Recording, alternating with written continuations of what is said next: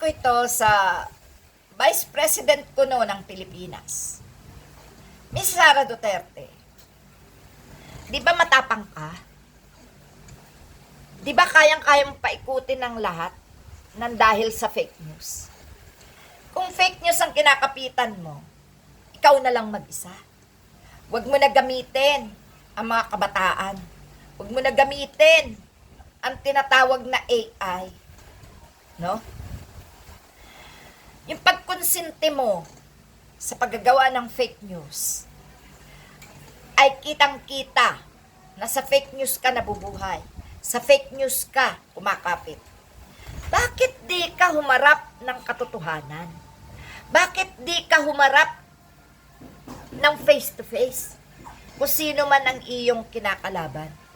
Bakit hindi mo magawang lumaban ng patas? Anong klase ka? No? Tuwan-tuwa ka, ano? Dahil nauso ang AI. Pues, yung AI na ginugusto mo, na sinasandalan mo at kinakapitan mo, yan din ang magpapahamak sa'yo. Harapin mo na lang yung impeachment mo para naman matuwa ang tao sa'yo. At saka, huwag mong lunurin sa katangahan, kabobohan, no?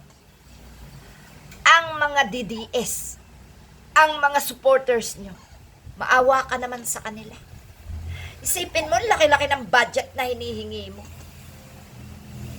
Idadahilan mo, tigil ang trabaho dahil walang budget. Saan mo dadalhin yung budget na hinihingi mo ngayong 2026? Ang kapal naman talaga ng mukha mo bilang Vice President. No? Paano ka namin irerespeto? Ang hinihingi mo, ilulustayin mo lang sa kung saan-saan. Wala kang ginagawa. Wala kang tinatrabaho para sa bayan.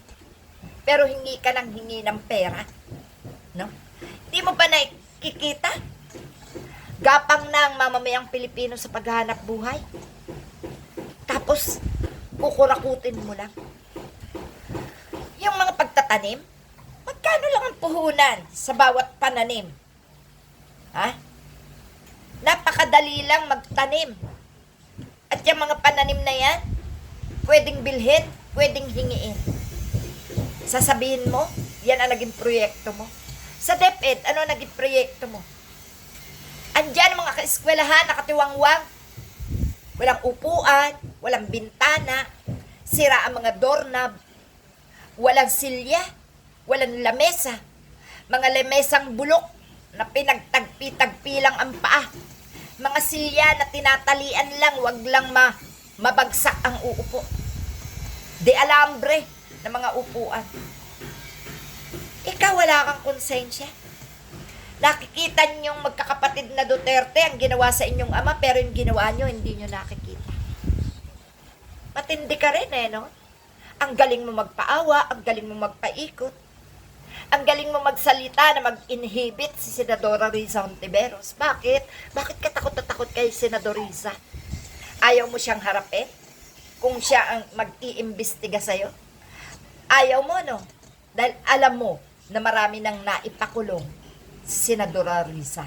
Ikaw, hindi ka makakawala. Makawala ka man sa impeachment ng Senado, hindi ka makakawala sa impeachment ng taong bayan. Tandaan mo, ang sobrang mapanlamang sa kapwa, pinupulot sa imburnal. No?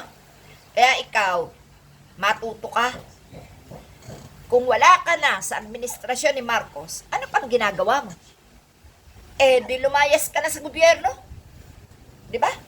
Hayaan mo silang makapaghanap buhay ng maluwalhati. Hindi yung dinidistract mo. Hindi yung sinisiraan mo. Hindi yung binabalahura mo. Ikaw ang kaisa-isang politiko na umupo sa gobyerno na talaga namang naghasik ng katakot-takot na impyerno sa buhay ng kapwa mo politiko. Doon ka na lang sa Davao. Wala ka nang magagawa. Ang taong bayan ang hahatol sa'yo. Salamat mga kapatid.